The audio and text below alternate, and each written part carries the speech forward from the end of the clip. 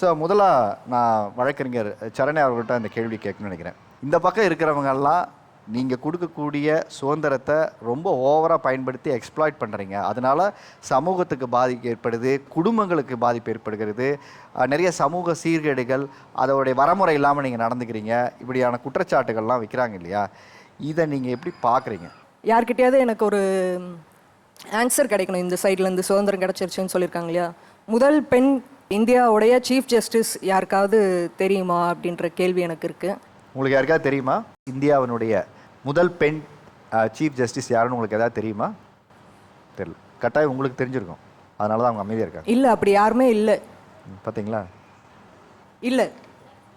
என்னம்மா? Chief justice, ஒரு chief justice கூட ஒரு ஃபீமேல் சீஃப் ஜஸ்டிஸ் இதுவரை அப்பாயிண்ட் பண்ணப்படலை. ஏன்னா பயஸ் இருக்குது, அவங்க அந்த இடத்துக்கு ரீச் ஆகுறதுக்கு ரொம்ப நிறைய சிரமங்கள் இருக்குது. அது மட்டும் இல்லை, இப்போ கரண்ட்டில் 25 ஹைகோர்ட் இந்தியாவில் இருக்குது. நிறைய ஹைகோர்ட்டில் ஒரு 4லேருந்து 5 ஹைகோர்ட்டில் பெண் நீதிபதிகளே கிடையாது. ஒரே ஒரு சீஃப் ஜஸ்டிஸ் மட்டும்தான் இருக்காங்க. ஹைகோர்ட்டுக்கு ஒரு சீஃப் ஜஸ்டிஸ் இருப்பாங்க, நிறையா நீதிபதிகள் இருப்பாங்க. அதில் பார்த்தீங்கன்னா ஒரே ஒரு நீதிமன்றத்தில் மட்டும்தான் ஒரே ஒரு chief justice, women chief justice இருக்காங்க. ஸோ இதெல்லாம் இன்னும் நம்ம ரீச் பண்ணவே இல்லை.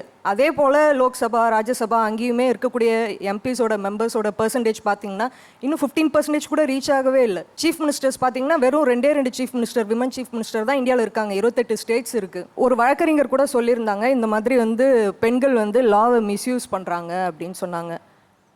எவ்வளோ பாப்புலேஷன் இருக்குது தமிழ்நாட்டில்? ஒரு 3 கோடி 70 கோடி பெண்கள் இந்தியாவில் இருக்கோம். 70 கோடி பெண்களும் சட்டத்தை மிஸ்யூஸ் பண்ணிட்டா இருக்காங்க. அதனால் பலனடைஞ்சவங்க எத்தனை பேர் இருக்காங்க? குறைவு.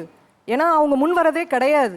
முன் வரத்துக்கு அதுக்குமே நிறைய தடைகள் இருக்குது. இப்போ மிஸ்யூஸ் பண்ணுறது, அவங்கள கைட் பண்ணுறதுமே ஒரு ஆணாக தான் இருப்பாங்க. இன்னொரு விஷயம் பார்த்தீங்கன்னா, அப்யூஸ் நடக்குது இல்லையா? அந்த அப்யூஸை வெளியில் சொல்கிறதுக்கு இன்னுமே நிறைய பேருக்கு தயக்கம் இருக்குது. இப்போது லா மிஸ்யூஸ் பண்ணுறது, இந்த அப்யூஸ்லேருந்து வெளியில் வர்றது, இதை பற்றி தான் நிறைய பேசணுமே தவிர, எங்கேயோ ஒரு சிலர் 2 பேர் 3 பேர் மிஸ்யூஸ் பண்ணுற விஷயத்த பெருசாக மீடியாஸுமே அதை ஒரு சுவாரஸ்யமான நியூஸ் ஆக்கிடுறாங்க. ஃபார் எக்ஸாம்பிள், இப்போ ஒரு கணவன் மனைவி பிரச்சனையில் ஒரு மனைவி கொலை பண்ணுறாங்க, அந்த மாதிரி விஷயங்கள்லாம் நம்ம நியூஸ் எதாவது பார்க்குறோம். இல்லை கல்யாண ராணி அப்படின்ட்டு ஒரு பெண் நிறைய பேரை ஏமாற்றி கல்யாணம் பண்ணுறாங்க அப்படின்னும்போது அதை பற்றி ரொம்ப சுவாரஸ்யமான ட்ரெண்டிங் நியூஸ் ஆக்கி அதை எல்லாருமே பார்த்து விருப்பப்பட்டு அதை தான் பார்க்குறாங்க. பட் நிறைய பேர் பாதிப்படைகிறாங்க இல்லையா? அந்த விஷயங்களை பெருசாக நம்ம யாருமே அதுக்கு அட்டென்ஷன் ரொம்ப குறைவாக தான் இருக்குது.